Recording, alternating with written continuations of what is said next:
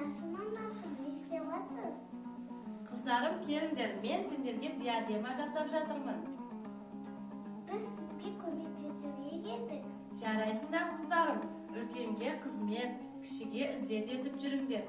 Келіңдер, қасыма отырып, маған көмектесіңдер. Мен сендерге Наурыз мерекесіне диадема істегелі жатырмын. Алдымен Федор матамызға диадемамызды сызып шығамыз. Енді осы сызып алған диадемамызды қайшының көмегімен қырқып шығамыз. Қыздар, қайшыны ұстаған кезде қауіпсіздік ережелерін сақтау керек, Иә. Үлкендердің көмегімен қайшыны ұстаймыз. Үлкендерсіз қайшыны ұстауға болмайды, Иә.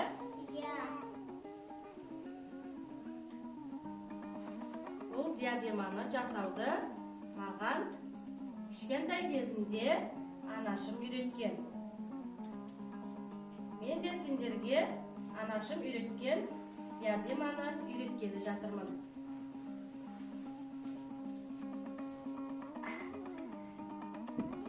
Осылай қырқып аламыз. Қырқып алған диадеманы әсемдеп сәндеу үшін сендердің көмектерің керек болады маған, қыздар. Осы диадемаға мына жерден неше түрлі тастар бар. Қалаған тастарыңды маған әперіп отырыңдар, Ыстық жерімді қосамыз. Ыстық жерімді де анамыздың көмегімен ұстаймыз, Иә. Қай түсті қалайсыңдар, сол түсті маған беріп отырыңдар. Мұны Жабыстырамыз. Жарайсың.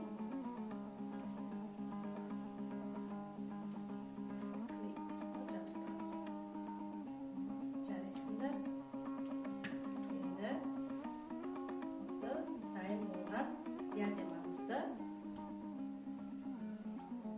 басымызға тағып өлшеп көреміз, Иә. Осындай диадема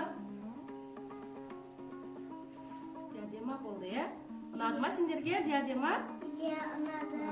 Бұл диадеманы Наурыз мерекесіне көйлектерімізге үйлестіріп тағамыз, Иә.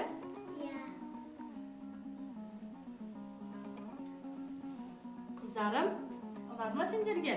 Иә. Ендеше әкелерің жұмыстан келетін уақытысы болып қалыпты, Әкелерімізге тамақ жасап дайын отырайық.